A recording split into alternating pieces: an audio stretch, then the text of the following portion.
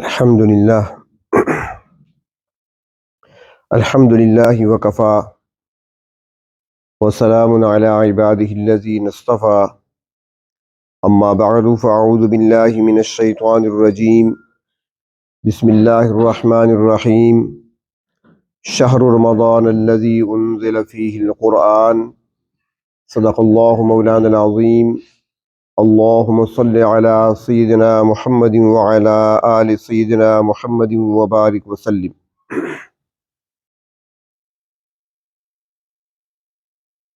ماہ شعبان اختتام کے قریب ہے اور رمضان المبارک قریب آ چکا ہے۔ مختلف مقامات پر مساجد میں، مجالس میں، محافل میں استقبال رمضان کے نام سے تقریبات منعقد کی جاتی ہیں۔ استقبال سے مراد اپنے آپ کو تیار کرنا ہے۔ جب کسی مہمان نے، معزز مہمان نے ہمارے گھر آنا ہوتا ہے تو اس کے لیے ہم اپنے گھر کو صاف ستھرا رکھنے کی کوشش کرتے ہیں۔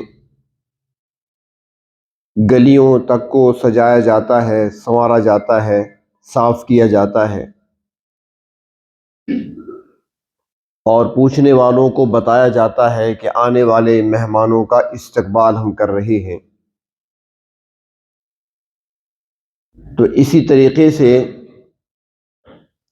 رمضان کا مہینہ اللہ تبارک و تعالی کی طرف سے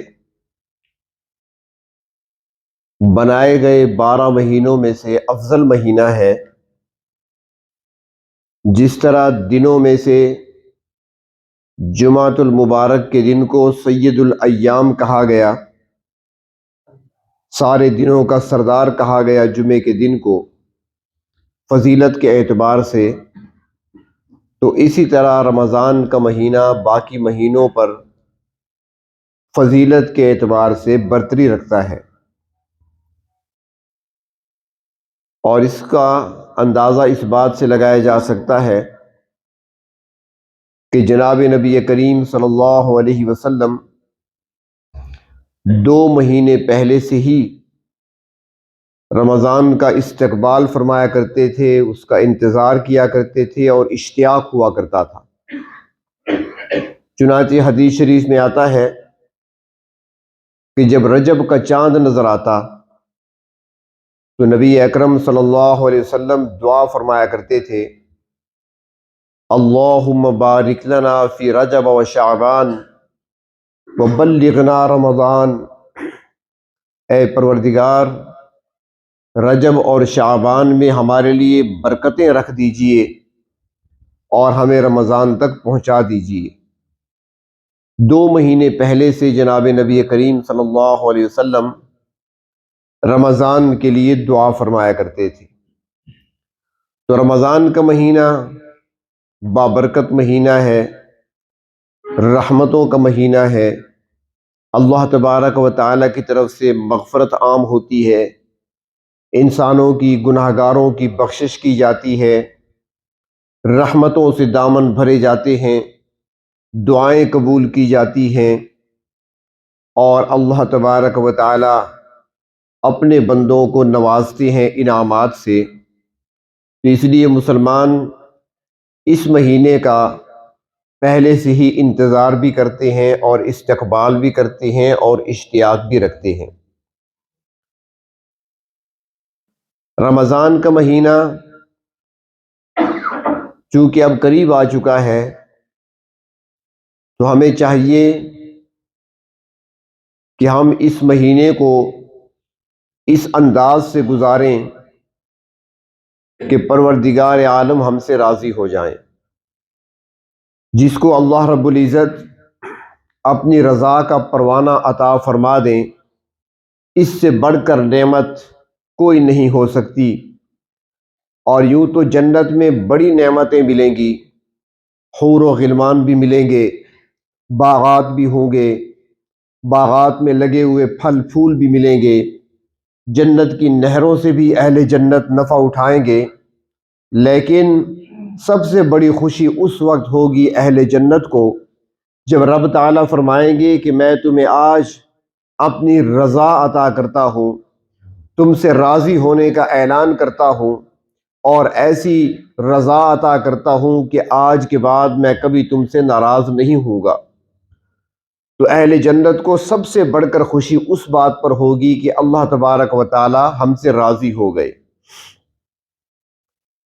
ہم دیکھتے ہیں کہ گزشتہ سال کتنے لوگ تھے جو رمضان کے مہینے میں ہمارے ساتھ موجود تھے، روزے بھی رکھتے تھے، نمازیں بھی پڑھا کرتے تھے، مسجدوں میں حاضری بھی دیا کرتے تھے، لیکن آج وہ ہم میں موجود نہیں ہیں، آج وہ قبروں میں سو رہے ہیں۔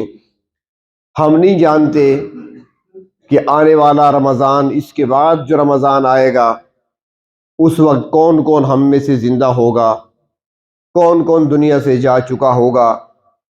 حضرت ابو ذر رضی اللہ تعالی عنہ نے ایک شخص کو کہکہ لگا کر ہنستے ہوئے دیکھا تو فرمانے لگے کہ یہ کیسے ہنس رہا ہے، کہکے لگا رہا ہے۔ انسان خوشی منا رہا ہوتا ہے، ہنسی میں مشغول ہوتا ہے، ہنس رہا ہوتا ہے، کہکے لگا رہا ہوتا ہے، جبکہ اس کی موت کا پروانہ اس تک پہنچنے والا ہوتا ہے۔ فرشتہ اس کی روح قبض کرنے کے لیے لسٹ اور فہرست اپنے ہاتھ میں لے چکا ہوتا ہے، اور یہ دنیا میں اتنا مشغول ہوتا ہے کہ اسے معلوم بھی نہیں ہوتا۔ آج دنیا میں اللہ تبارک و تعالی نے ہمیں جو زندگی عطا فرمائی ہے، یہ مہلت کی گھڑیاں جو ہمیں ملی ہوئی ہیں، ہم ان سے فائدہ اٹھا سکتے ہیں، بہت کچھ کر سکتے ہیں، لیکن یہاں سے جانے کے بعد انسان کوشش کے باوجود بھی کچھ نہیں کر سکے گا۔ وہاں پر آرزو کرے گا، خواہش کا اظہار کرے گا، تمنا کرے گا، اے میرے پروردگار ایک بار مجھے دنیا میں دوبارہ بھیج دیجئے، لیکن کہا جائے گا وقت گزر چکا ہے۔ حضرت عبداللہ ابن عمر رضی اللہ تعالی عنہما، ان کے بارے میں آتا ہے کہ ایک مرتبہ جا رہے تھے، راستے میں کچھ قبریں دیکھیں تو سواری سے اترے، وہیں پر 2 رکعت نماز ادا فرمائی۔ کسی نے پوچھا، اے ابن عمر، آج ہم نے عجیب بات دیکھی ہے کہ آپ قبروں کو دیکھ کر 2 رکعت پڑھنے لگے، اس کی کیا حقیقت ہے؟ تو حضرت عبداللہ ابن عمر رضی اللہ تعالی عنہما فرماتے ہیں کہ میں نے نبی کریم صلی اللہ علیہ وسلم کو ایسا کرتے ہوئے دیکھا تھا، پھر ہم نے آپ سے پوچھا تھا کہ آپ نے اس طرح 2 رکعت کیوں ادا فرمائیں؟ تو آپ نے ارشاد فرمایا، جو لوگ قبروں میں پڑے ہوئے ہیں، آج وہ لوگ یہ تمنا رکھتے ہیں، اے کاش کہ ہم 2 رکعت پڑھ سکتے، لیکن وہ نہیں پڑھ سکتے۔ ہمیں اللہ نے موقع دیا ہے تو ہم نے 2 رکعت پڑھ لی ہیں۔ تو اس لیے اس زندگی کے لمحات کو غنیمت جاننا چاہیے۔ یہ ہمارے پاس جو وقت ہمیں ملا ہے، اس وقت کو ہم نے ضائع نہیں کرنا، بلکہ اس وقت کو ہم نے کام میں لگانا ہے، اور پھر جب یہاں سے چلے جائیں گے پھر کوئی کام نہیں کر سکیں گے، پھر وہاں پر جو کیا ہوگا اس کا بدلہ ہمیں وہاں پر دیا جائے گا۔ تو رمضان کا مہینہ چونکہ رحمتوں کا مہینہ ہے، برکات کے نزول کا مہینہ ہے، اہل ایمان کے دامنوں کو بھرا جاتا ہے، تو چاہیے کہ اس مہینے کو ہم اللہ کی رضا کے کاموں میں لگا دیں۔ جس طرح کاروباری حضرات کا ایک سیزن ہوتا ہے، اور وہ سمجھتے ہیں کہ یہ ہمارا موسم ہے، سیزن ہے، ہم نے اس میں کمائی کرنی ہے، وہ راتوں کو سونا بھول جاتے ہیں، وہ اپنے دن کا آرام کرنا بھول جاتے ہیں، ان کو کھانے تک کا ہوش نہیں ہوتا، وہ سارے فنکشنز، وہ سارے پروگرام بھول جاتے ہیں، کہیں شرکت نہیں کرتے، چلو بعد میں معذرت کر لیں گے کہ میں مصروف تھا، ہمارا سیزن ہے۔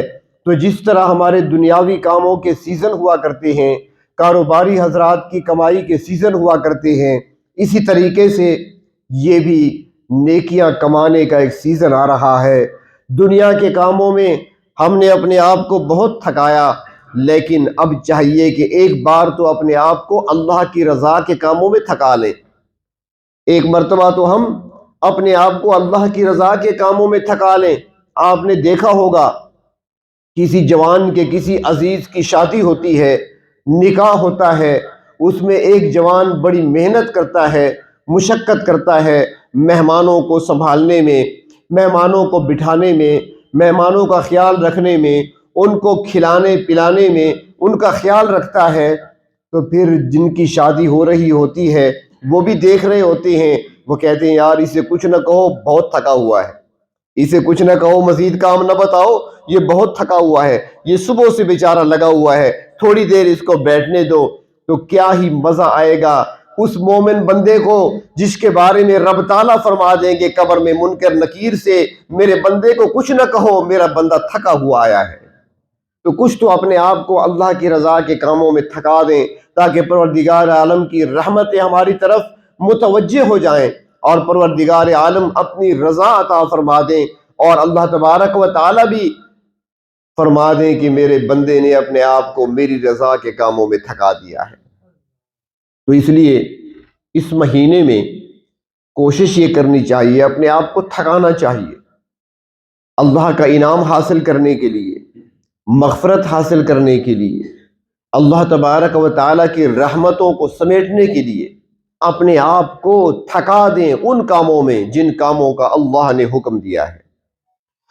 اور دوسری بات یہ ہے کہ ابھی جو دن ہمیں ملے ہیں، استقبال کا مطلب بھی یہی ہے کہ ہم نے اپنے آپ کو پہلے سے تیار کرنا ہے، اور وہ تیاری کیا، اس میں خاص کر تیاری میں یہ چیز سامنے رکھیں کہ جو ہمارے کام ہیں ان کو نمٹا لیا جائے۔ رمضان کے آنے سے پہلے پہلے ضروری کاموں کو نمٹا لیا جائے، جو خریداری کرنی ہے پہلے سے کر لیں، عید کے لیے خریداری کرنی ہے پہلے سے کر لیں، تاکہ رمضان کی بابرکت گھڑیوں میں آپ کو بازاروں میں گھومنا نہ پڑے، آپ کو بازاروں کے چکر پھر نہ لگانے پڑیں، کیونکہ حدیث شریف میں آتا ہے کہ بہترین جگہیں مساجد کو کہا گیا ہے اور سب سے بری جگہ بازار کو کہا گیا ہے۔ تو رمضان کے بابرکت اور رحمتوں والے مہینے میں کم از کم ہم بری جگہ میں تو نہ جائیں، ہم اچھی جگہوں پہ رہیں، مساجد کے اندر رہیں، وہاں پر رہیں جہاں پر فرشتوں کا نزول ہوتا ہے۔ ہم ان جگہوں سے اپنے آپ کو بچائیں جہاں پر شیاطین ہوتے ہیں، جہاں پر برائیاں ہوتی ہیں، جہاں پر خرابیاں ہوتی ہیں، جہاں پر وعدہ خلافیاں ہوتی ہیں، جہاں پر جھوٹ بولا جاتا ہے، جہاں پر جھوٹی قسمیں کھائی جاتی ہیں، ان جگہوں سے اپنے آپ کو بچائیں۔ تو اس کا حل یہی ہے کہ ہم نے جو کچھ کرنا ہے رمضان سے پہلے ہی کر لیں، اپنی خریداری کو مکمل کر لیں۔ میں یہ نہیں کہتا کہ ایک مہینے کے ٹماٹر آپ سارے اکٹھے لے لیں، میں یہ بھی نہیں کہوں گا کہ آپ گوشت بھی سارا اکٹھا لے لیں، فریج میں رکھ دیں اور پورا مہینہ کھاتے رہیں۔ جو چیزیں ضرورت کی ہیں وہ تو آپ لے سکتے ہیں، روزمرہ کی چیزیں وہ آپ لے سکتے ہیں، لیکن جو زیادہ وقت جہاں پہ ضائع ہوتا ہے، بازاروں میں وقت ضائع ہوتا ہے، اس سے اپنے آپ کو بچائیں، یہ کام پہلے سے ہی مکمل کر لیں۔ اور دوسری چیز، اپنے دوستوں کو بھی پیغام بھیج دیں، تعلق والوں کو بھی بتا دیں کہ اگر کوئی ضروری کام ہو تو مجھے کال کر سکتی ہیں، ورنہ میں واٹس ایپ نہیں کھولوں گا۔ یہ پہلے سے ہی کام کر لیں، ان چیزوں سے اپنے آپ کو بچا لیں، پابندی لگا دیں، ایک مہینے کے لیے رکھ دیں اسے۔ ضرورت کی چیز ضرورت کے وقت ضرور استعمال کریں، ایک وقت رکھیں اور اس وقت میں جو ضروری جواب ہے ان کو دے دیں، اس کے بعد پھر رکھ دیں۔ ضروری نہیں کہ ہر نماز کے بعد آپ چیک کریں کس کا میسج آیا ہے، کس کو کیا جواب دیں، نہ دیں جواب، رکھ دیں اس کو۔ اور اگر اٹھانا بھی پڑے تو دعا پڑھ کے اٹھائیں، اور دعا میں نے پہلے بھی عرض کیا تھا کہ اس کے لیے دعا وہی ہے جو دعا لیٹرین میں داخل ہونے کی ہے، جو دعا بیت الخلاء میں جانے کی ہے، اس کو کھولنے کی وہی دعا ہے، اللہم انی اعوذ بک من الخبث والخبائث۔ اس کے اندر ساری خباثتیں بھری ہوئی ہیں، اس کے اندر ساری شیطانی حرکات ہیں، شیطانی اعمال ہیں۔ تو جیسے وہاں پر شیاطین ہوتے ہیں بیت الخلاء کے اندر، یہاں پر بھی اندر سب کچھ وہی ہے، اس لیے جب دعا پڑھ کے آپ کھولیں گے تو اللہ تعالیٰ آپ کی حفاظت فرمائیں گے۔ ضرورت کے تحت اس کو کھولیں، بے فائدہ استعمال اس کا چھوڑ دیں۔ وقت کو ضائع نہ کریں، اپنے وقت کو بچائیں، ایک ایک لمحے کو قیمتی سمجھیں، کام میں لگے رہیں بے شک، لیکن دل اللہ کی طرف متوجہ رہے، کسی اور طرف نہ ہو۔ اگر آپ بار بار اس کو اٹھائیں گے تو پھر دل بھی اس طرف اٹکا رہے گا، بار بار اس کو دیکھیں گے تو دل آپ کا اٹکا رہے گا اس طرف، تو اس کو ہٹا کر دل سے نکال کر اللہ کی طرف لو لگائیں، کام میں لگے رہیں، کام بھی کرتے رہیں۔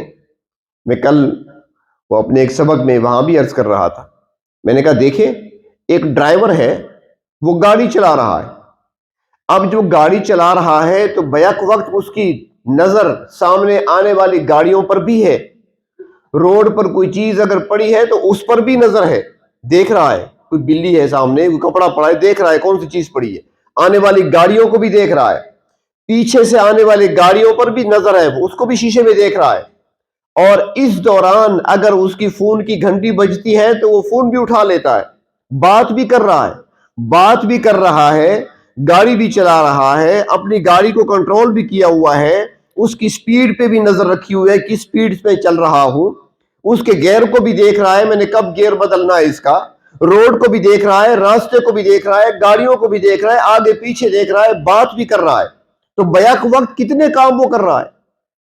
اس طرح ایک عورت ہے گھر کے اندر، وہ کپڑے دھو رہی ہے، مشین لگائی ہوئی ہے، واشنگ مشین پہ کھڑی ہے، کپڑے دھوئے جا رہی ہے، اس دوران اس کی کوئی فون آ گیا، یہ اکثر گھروں میں آپ نے دیکھا ہوگا، اور پھر وہ فون جو ہوتی ہے اس وقت تک چلتی ہے جب تک کہ وہ گھنٹہ پورا نہ ہو جائے، خود بند ہوتی ہے، ورنہ بند کرنے کی تکلیف نہیں کرتے وہ۔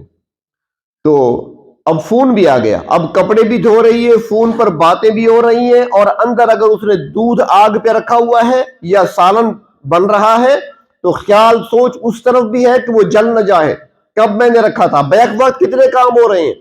جب دنیا کے سارے کام ہو سکتے ہیں تو اسی لیے کہا جاتا ہے کہ کام کرتے رہو لیکن دل اللہ کی طرف لگا لو، دل آپ کا اللہ کی طرف ہو، دھیان آپ کا اللہ کی طرف ہو۔ جب دنیا کے کئی کام کر سکتے ہیں تو یہاں بھی یہ کام ہو سکتا ہے کہ ہاتھوں سے کام کرتے رہیں، زبان سے اللہ کا ذکر جاری ہو، دل اللہ کی طرف متوجہ ہو۔ تو اپنے آپ کو اس چیز کا عادی بنانا ابھی سے ہی۔ تیسری بات یہ کہ رمضان کے مہینے میں قرآن حکیم کا نزول ہوا، یہ بات تو سب کو معلوم ہے، لیکن اصل حقیقت کو سمجھیں کہ قرآن یہ اللہ کا کلام ہے، قرآن کریم یہ اللہ کا کلام ہے، ہم سارے اللہ کی مخلوق ہیں، ہمیں اللہ نے پیدا کیا ہے، جتنی کائنات ہمیں نظر آتی ہے، جو چیزیں نظر آتی ہیں ساری کی ساری اللہ کی مخلوق ہیں، قرآن مخلوق نہیں ہے، اللہ کا کلام ہے، کلام اندر سے نکلتا ہے، یہ اللہ تبارک و تعالی کا کلام ہے قرآن حکیم۔ تو اللہ تبارک و تعالی نے اپنے کلام کو نازل کرنے کے لیے 12 مہینوں میں سے رمضان کے مہینے کا انتخاب کیا، اس مہینے کو فضیلت دی اللہ نے کہ اس مہینے کا انتخاب اللہ نے فرمایا، اور اس مہینے میں اپنے کلام کو، قرآن حکیم کو اللہ رب العزت نے نازل فرمایا۔ تو رمضان کے ساتھ قرآن کو خاص نسبت ہے، اور جناب نبی کریم صلی اللہ علیہ وسلم حضرت جبریل امین کے ساتھ سالانہ جو دور کیا کرتے تھے قرآن حکیم کا، وہ رمضان کے مہینے میں کیا کرتے تھے، اور آخری سال آپ صلی اللہ علیہ وسلم نے جبریل امین کے ساتھ قرآن حکیم کا دور 2 مرتبہ کیا ہے، یعنی سننا اور سنانا، جس طرح ہمارے قاری زبان ابھی آپ دیکھیں گے رمضان شروع ہونے والا ہے، آپ حفاظ اکرام کو دیکھیں گے بیٹھے ہوں گے آپس میں دور کر رہے ہوں گے قرآن حکیم کا، تو اس طرح کا دور قرآن نبی اکرم صلی اللہ علیہ وسلم نے جبریل امین کے ساتھ کیا ہے مسجد نبوی کے اندر۔ تو قرآن حکیم کی تلاوت کو بڑھا دینا، اور اس کے لیے ایک آسان سا طریقہ ہے، جو زیادہ پڑھ سکتے ہیں وہ تو زیادہ پڑھیں، لیکن جو کمزور ہیں تو وہ کم از کم قرآن حکیم کی 7 منزلیں ہیں، ایک منزل روزانہ پڑھنے کی کوشش کریں، 7 منزلیں اوپر لکھا ہوتا ہے، منزل 1 منزل 2 لکھا ہوتا ہے قرآن حکیم کا، تقریباً 5 پارے کی منزل بنتی ہے، 4.5 کی ہے، بعض 5.5 کی، تو ایک منزل روزانہ پڑھیں، یعنی ہر ہفتے کو شروع کریں، جمعرات کو ختم ہوگا۔ کوئی زیادہ پڑھ سکتے ہیں تو زیادہ پڑھیں، وہ کمی نہ کریں، جو کم پڑھنے والے ہیں وہ بڑھا دیں، اور کچھ لوگ بہت سست ہوتے ہیں پڑھنے میں، اور سستی کی وجہ کیا ہے؟ تلاوت نہ کرنا۔ جب سے پڑھا ہے وہ روزانہ بس ایک پاؤ پڑھ لیا، برکت کے لیے سورۃ یاسین پڑھ لیا اور عشاء کو سورۃ ملک پڑھ لیا، اور بس میں نے حق ادا کر دیا۔ تو پھر وہ اگر منزل نہیں پڑھ سکتے تو کم از کم وہ 3 پارے پڑھ لیا کریں، 10 دنوں میں ان کا ختم ہو جائے گا، 3 ختم ان کے بھی ہو سکتے ہیں آسانی سے۔ اور جو بہت ہی کمزور ہیں یا بہت ہی مصروف ہیں تو 2 سپارے تو لازماً پڑھ لیا کریں، کم از کم 2 ختم تو آپ کے ہونے چاہیے رمضان کے مہینے میں، کہ نبی اکرم صلی اللہ علیہ وسلم نے جبریل امین کے ساتھ 2 مرتبہ دور کیا تھا، 2 ختم کیے تھے، تو 2 ختم تو کم از کم ہونے چاہیے۔ اب آپ کہیں گے ایک، میں تو ایک کی طرف نہیں جاتا، آپ اگر جائیں تو ٹھیک ہے، میں تو کم سے کم 2 پہ رک گیا ہوں۔ تو بہرطور اور قرآن کریم کی تلاوت کو بڑھا دینا، اپنی تسبیحات، اپنے اسباق، جو اسباق جس کو دیے ہوئے ہیں وہ اپنے اسباق کو بھی پورا کریں، اور اسباق کے علاوہ باقی تسبیحات ہیں ان کو پڑھیں، استغفار کی کثرت رکھیں، کوئی بھی استغفار پڑھ سکتے ہیں، درود شریف پڑھ سکتے ہیں، اور تیسرا کلمہ ہے، چوتھا کلمہ ہے، یہ پڑھ سکتے ہیں۔ یعنی ذکر مقصود کیا ہے؟ اللہ کے ساتھ تعلق جڑا رہے، معمولات میں لگے رہیں، یعنی کوئی لمحہ آپ کا غفلت میں نہ گزرے، ہر لمحہ اللہ کی یاد میں گزرے، دل پہ اللہ کا ذکر ہو اور زبان پہ اللہ کا ذکر ہو اور دل میں اللہ کی طرف دھیان ہو، یہ مسلسل۔ تو رمضان کا مہینہ اس طریقے سے گزاریں، اپنے معمولات میں، دنیاوی معمولات میں، مشاغل میں کچھ کمی کر لیں، اور اللہ کی رضا کے کاموں میں اپنے آپ کو تھکا دیں۔ اللہ تعالیٰ بڑے قدردان ہیں، بڑے قدردان ہیں اللہ تبارک و تعالیٰ، وہ دیکھتے ہیں اپنے بندوں کو، اور اللہ کی رحمت بہت جلد متوجہ ہوتی ہے بندوں کی طرف۔ تھوڑا سا بندہ اللہ کی طرف چل پڑے، قدم اٹھا لے، تھوڑی سی محنت کر لے، اللہ رب العزت کی رحمتیں متوجہ ہو جایا کرتی ہیں، پھر آپ دیکھیں گے کہ اللہ تعالیٰ کیسی برکتیں عطا فرماتے ہیں۔ اور یہ سارا عمل اخلاص کے ساتھ ہو، مقصود اللہ کی رضا ہو، کسی کو بتانا مقصود نہیں، دکھانا مقصود نہیں۔ دنیا میں کوئی کیا دے سکتا ہے؟ آپ نماز سکون سے پڑھ رہے ہیں، اگر آپ کے دل کے اندر نیت اور خیال آ بھی گیا لوگوں کو دکھانے کا، لوگ آپ کو کیا دے سکتے ہیں؟ اللہ کے لیے پڑھ لیے تو اللہ تعالیٰ تو بہت کچھ عطا کریں گے، بندے کیا دے سکتے ہیں؟ اور یہ بھی ہو سکتا ہے کہ جس کو دکھانے کے لیے آپ کر رہے ہیں وہ آپ کو دیکھ بھی نہ رہا ہو، اس کی توجہ بھی آپ کی طرف نہ ہو، آپ کا عمل ضائع ہو گیا، فائدہ کوئی نہیں ہوا، نقصان کر لیا۔ تو اس لیے عمل اللہ کی رضا کے لیے، اللہ کو راضی کرنے کے لیے۔ اور ساتھ چوتھی بات یہ کہ جو حقوق ہیں وہ ادا کرنے کی کوشش کی جائے۔ ابھی چند دن باقی ہیں، اللہ کے حقوق ہیں وہ بھی ادا کیے جائیں۔ نمازیں قضا باقی ہیں تو ان کو قضا کر لیا جائے، پڑھ لی جائیں۔ روزے کوئی 2-4 باقی ہیں تو ان کو پہلے، ابھی چند دن ہیں، رکھے جا سکتے ہیں، وہ رکھ لیں۔ اس طریقے سے کوئی منت مانی تھی، نظر مانی تھی، میرا فلاں کام ہو جائے میں اتنے روزے رکھوں گا، وہ باقی ہیں تو وہ رکھ لیں۔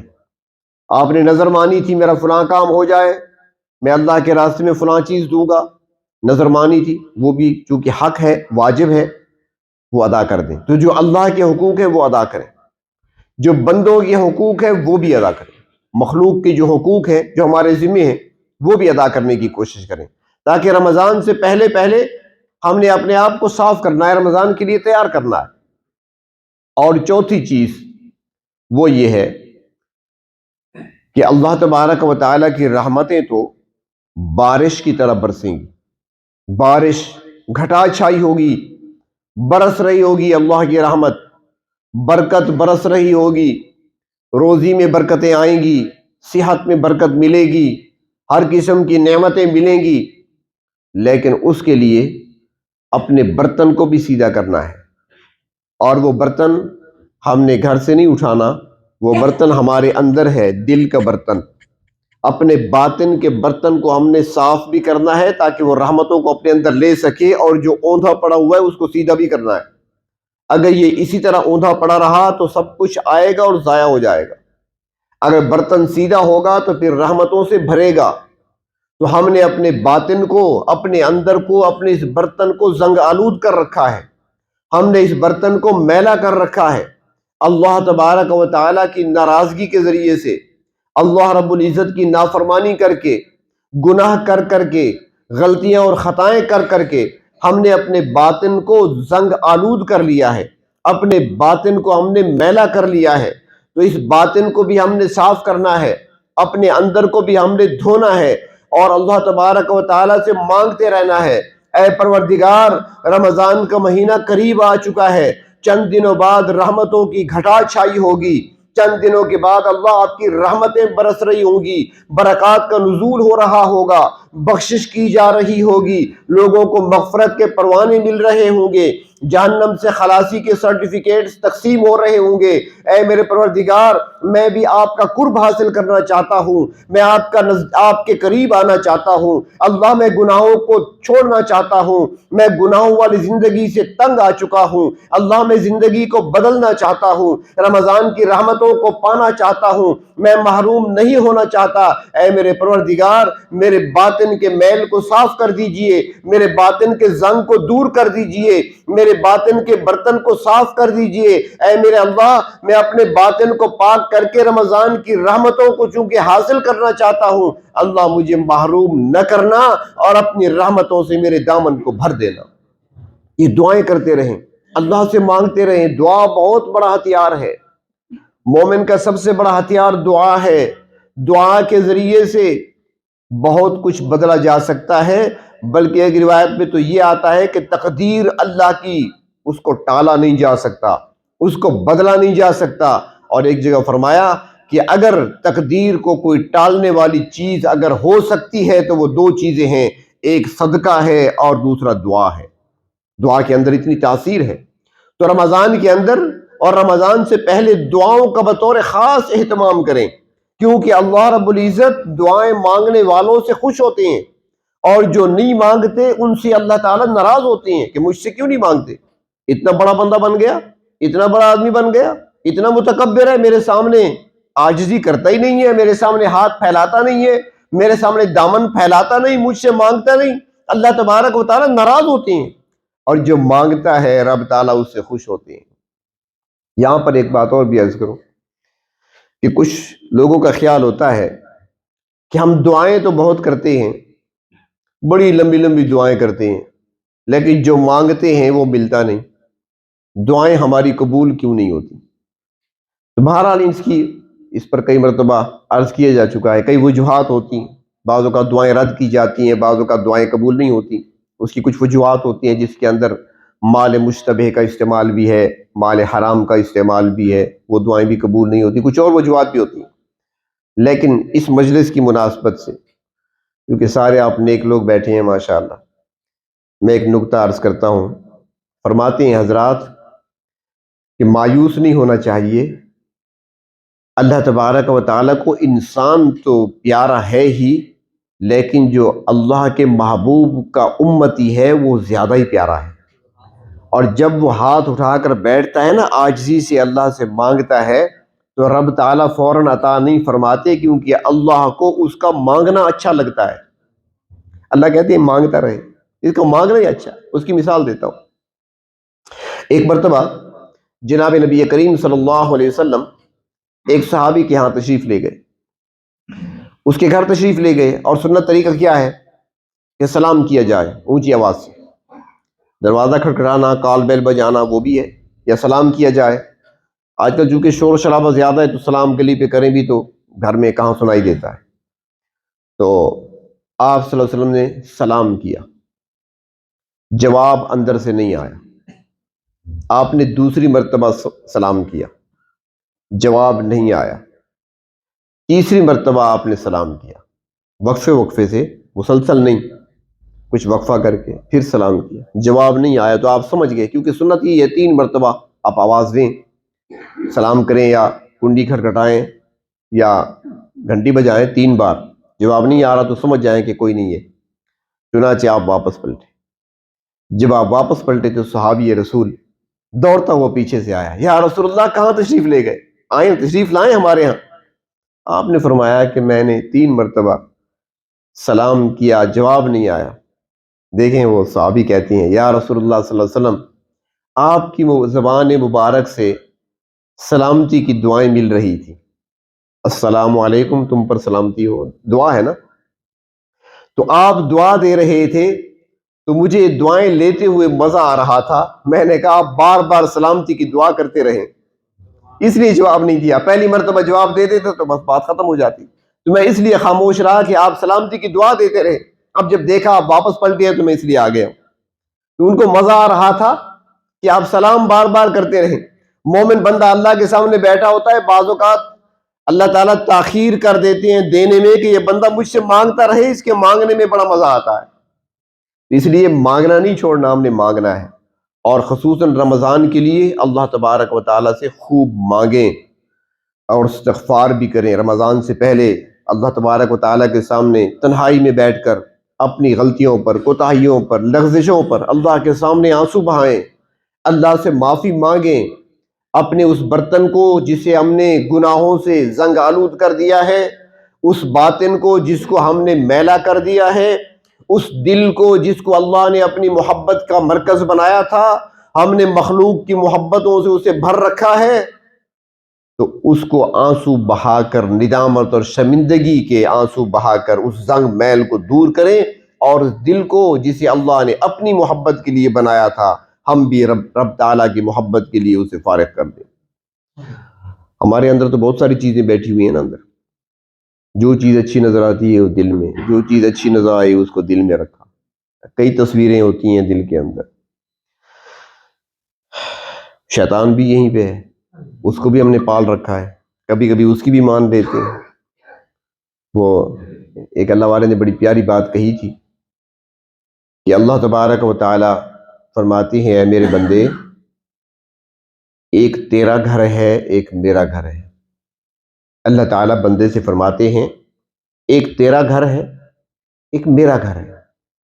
جو تیرا گھر تھا, تیرے گھر سے تیرے دشمن کو میں نے ہمیشہ کے لیے نکال دیا, بھگا دیا. تیرے گھر سے تیرے دشمن کو ہمیشہ کے لیے میں نے بھگا دیا, نکال دیا. اب جو میرا گھر ہے میرے بندے, تو بھی تو میرے دشمن کو وہاں سے نکال دے.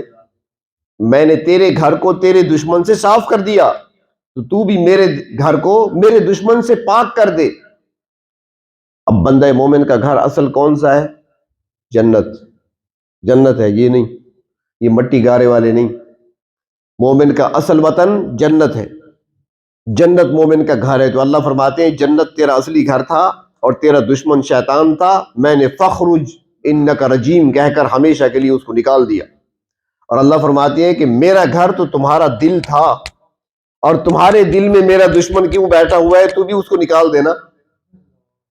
تو دل کو ہم نے صاف کرنا ہے, ندامت کے آنسو بہاتے رہیں. چند دن رمضان کے باقی ہیں, رمضان میں تو مانگتے رہیں. اور یہ بات بھی عرض کر دوں کہ یہ رونا اللہ کو بہت پسند ہے. وہ ایک اللہ والے نے کہا کہ اللہ کے خزانے میں سب کچھ ہے پر آنسو نہیں ہے. امپورٹڈ چیز ہے, جو چیز باہر سے آتی ہے نا اس کی بڑی قیمت ہوتی ہے, کہ یہ چیز پاکستان میں نہیں ملتی, باہر سے آئی ہے, بڑی قیمتی ہوتی ہے. تو اللہ تبارک و تعالی کہ ہاں آنسوؤں کی بڑی قدر و قیمت ہے, اللہ کو بڑے پسند ہیں. اس لیے تو حدیث شریف میں فرمایا گیا کہ 2 قطرے ایسے ہیں کہ جن پر جہنم کی آگ کیا دھواں بھی حرام ہے. ایک وہ قطرہ جو خون بن کر کسی شہید کے جسم سے ٹپکتا ہے, اور دوسرا وہ قطرہ جو آنسو بن کر ندامت کے وقت کسی گناہگار کی آنکھ سے ٹپکتا ہے. اور ایک روایت میں آتا ہے کہ روز قیامت جناب نبی کریم صلی اللہ علیہ وسلم کے سامنے ایک برتن پیش کیا جائے گا.